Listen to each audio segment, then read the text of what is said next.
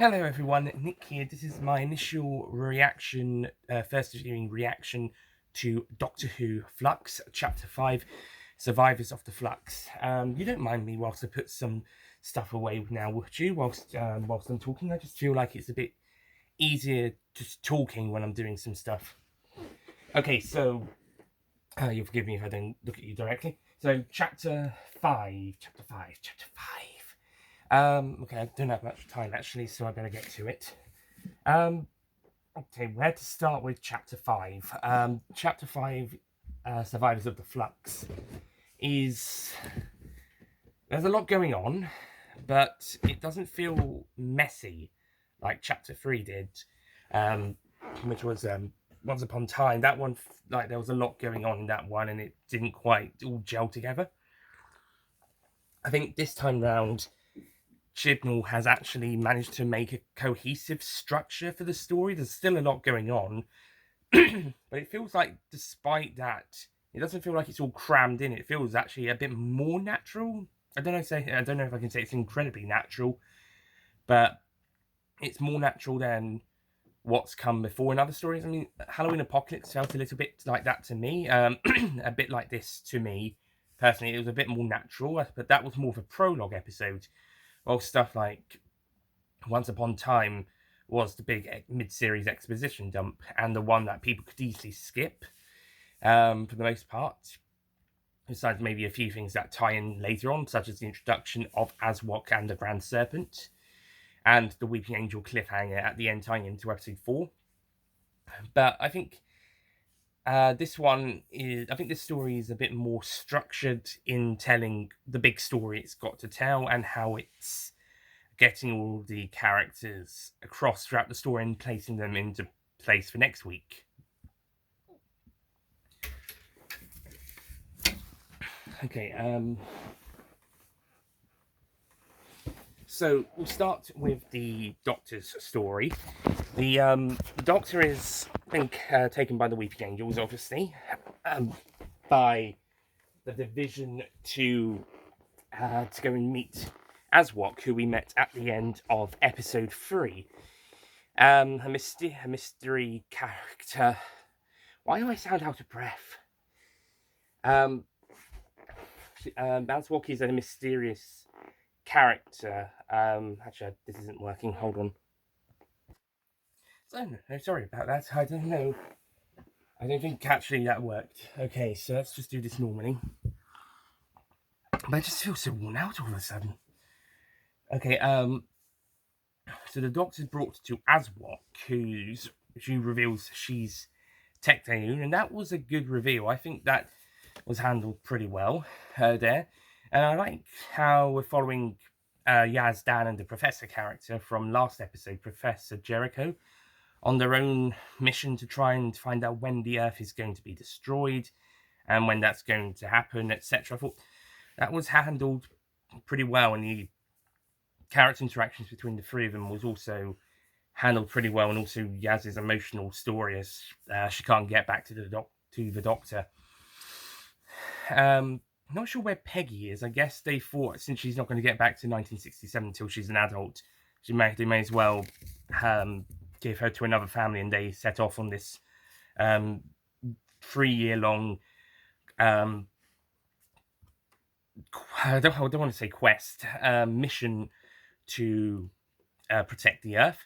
There seems to be some people who are trying to stop them from doing this, and from the looks of it, it seems to be they work for the Grand Serpent, who is popped back a few times in time to partly establish UNIT, but also disable it from within, and then allow it to open for an invasion by the Sontarans at the end of the episode. And that would be a spoiler if it wasn't for the fact Radio Times kind of ruined it, because the issue for next week, 4th to 10th December, has come early because it's for Christmas. They come early because they're building up to the big Christmas issue, which is weeks in advance to Christmas, and then they don't have anything until after. They don't release an issue until after Christmas for the next week. So we'll get our Radio Times a couple weeks early. So we got next week's the 4th to the 10th, this few days ago, and we had a little spoiler for episode 5 with the fact the Grand Serpent had teamed up with the Sontarans. But yeah, that's revealed at the end of the story that the Sontarans are back, coming for revenge after the events of episode 2, and we'll see that play out next time probably. So this is that build up.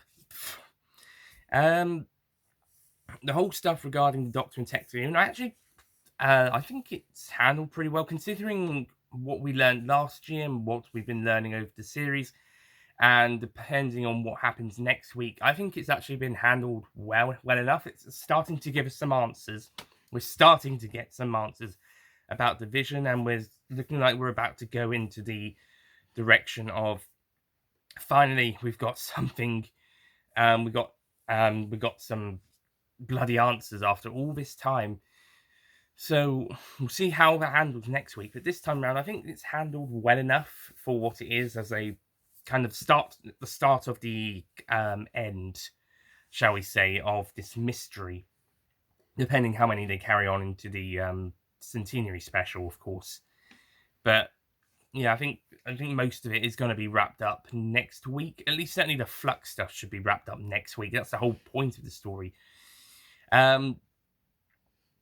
Yeah, I thought it was handled pretty well for the most parts. Stuff with the Yude is also pretty good, and I'm glad that Silas Carson returns to voice the Yude in this episode. We also have the return of Kate Stewart in a scene set in 2017, so a few years after the Zygon story. The last appearance of the unit in the series was 2016's The Return of Dr. Mysterio, technically. And then sometime in 2017, according to this story, unit operations are shut down according to 2019's resolution due to financial disputes from the UK's major backers. It seemed to be a Brexit joke. I think that was what it was at the time, but now it's being incorporated into this larger story, and the Grand Serpent is part of a larger scheme. Also, the stuff with the time fracture stuff, that could still technically be considered canon to this story, because Kate has to go underground throughout 2017 to 2021 until next week. By the looks of it, she's the head of the resistance against the Sontarans. So, time fracture could still be canon, possibly. It's just that it's whoever's left at unit after Grand Serpent shut it down and is now allowing the Sontarans to invade Earth. Anyway, the Yazdan Jericho hopping across the planet stuff, I think that was handled well, considering it's another globe-hopping episode. But it works pretty well, and I like how they eventually end up with Joseph Williamson at the end. He does pop in at one point, but they do realise, actually, that's what we need to go and find that guy, and we need him to explain a couple of things, provide some answers, etc., etc. And they end up actually finding him. Somehow, time is crisscrossing with them. Williamson appears in 1904, and he has these doors that take him to other times and places, like the Temple of Asteros in episode 2. And to the boat in this episode, and also Dan somehow gets into his tunnels at some point in episode 3. And then eventually, somehow, Williamson either arrives in 1904 or Yazdan and Jericho in 1820, somehow in the tunnels. Probably Williamson arriving in 1904. I don't think it's explained here, but maybe there'll be something next week. Because he's got to have some sort of role in this story. He wouldn't be here if he didn't have some sort of role. And the Sontarans also invade as well whenever they are, in the tunnels, whenever they are. And probably 1904. So this next week does seem to be the setup for a big culminating Sontaran battle on Earth. Ooh, this would be the first finale to feature the Sontarans. Or at least the first one since season 15.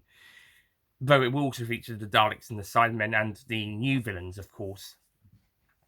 Speaking of the new villains, besides Grand Serpent, we also have Swarm and Azure putting their plan into action to destroy time with the Flux, which was apparently set up by the Division to because they were wary of the Doctor, so they decided to destroy the universe.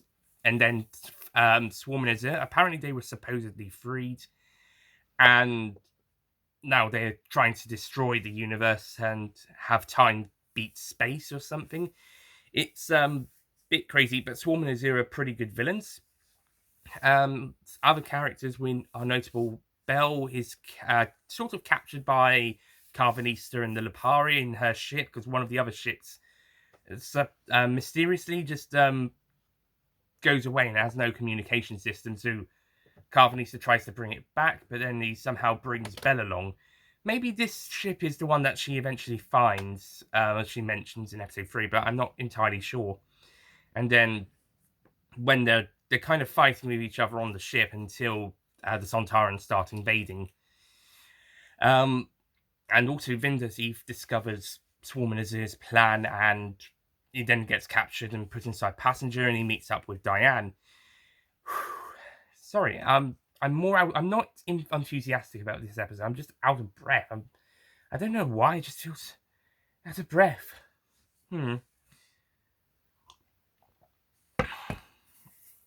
But anyway, so on the whole, I think this episode is well structured for what's going on throughout the episode.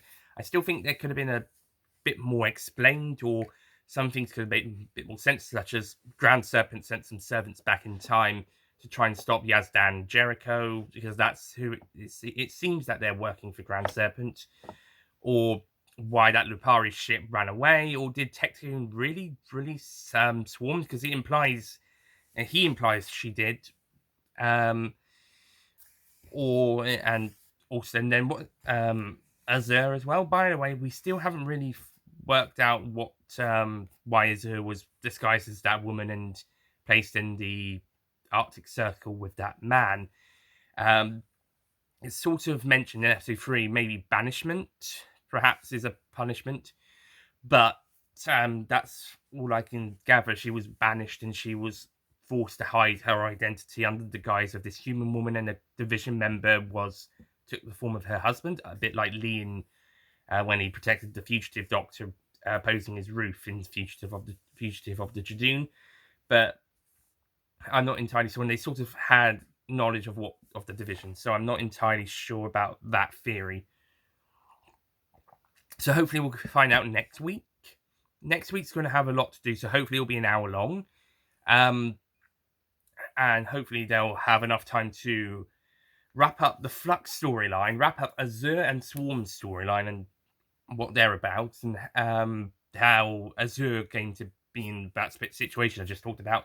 The whole stuff with the Doctor, including stuff from last series, bar maybe anything they want to say for the specials, and somehow get Dan, Yaz and Jericho back to their own times, and whatever's going on with Williamson and the Sontarans and Grand Serpent and the Kate stuff and the Daleks and the Sidemen are going to come in as well.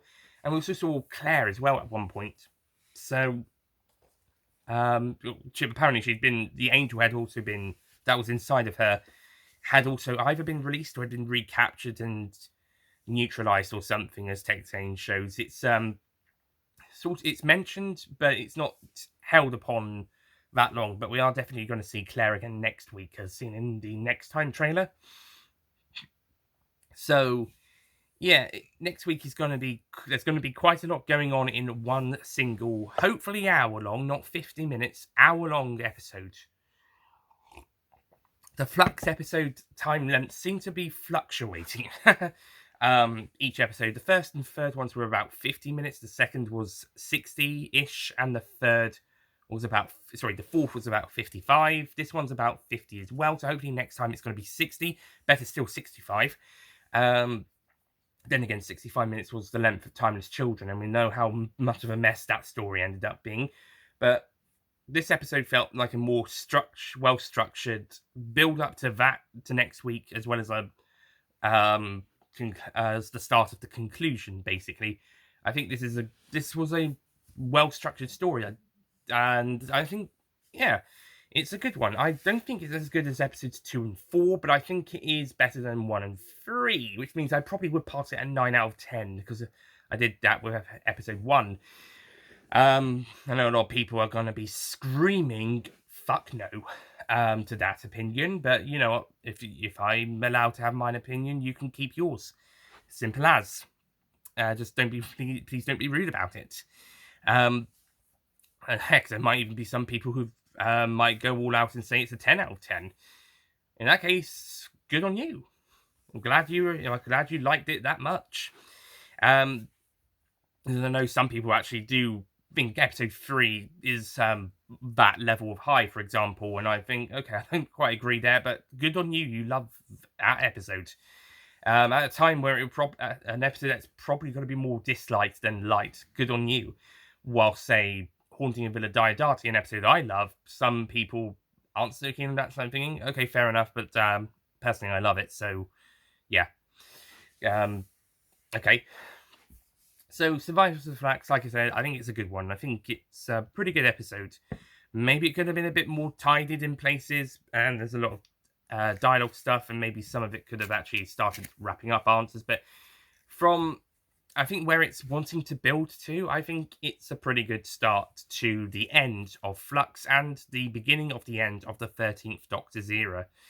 You could say the entirety of Flux is technically the beginning of the 13th of the end of the 13th Doctor's era, but this is where it really is starting to come to a close, or the start of the close, really, because after next episode, it's just going to be those last 3 specials. So yeah, so next week is the big one, the big series finale, and where everything will come to a close, hopefully, or almost everything will come to a close if they want to save some series-long, era-long arc stuff for the specials. But the series-long stuff should definitely come to a close next week. Maybe the specials will be the consequences, the ramifications of what happens, but the actual event wrap up next week. Right, so that's about it from me. Thank you for watching this rambling reaction. Not as much energy into this one because I feel a bit more worn out for some reason. I'll try and go into more details and critical analysis, review, or discussion about opinions and how if an episode works objectively and subjectively in a review, hopefully later in the week, well, recording wise anyway. I'll try to do that within the next couple of weeks at least. It'll definitely come out within the next couple of weeks, hopefully. But yeah, I'll do the review will be more critical and viewing, more critical discussion, more subjective and objective stuff, and talked about a bit more in a bit more detail, hopefully. So that's it from me. Thank you for watching this reaction. I'll see you guys next time for, if not the review of this episode, then the reaction of The Vanquishers, Chapter 6 of Flux, or another video, whatever else comes out down the line. Till then, thank you for watching. See you guys next time. Goodbye.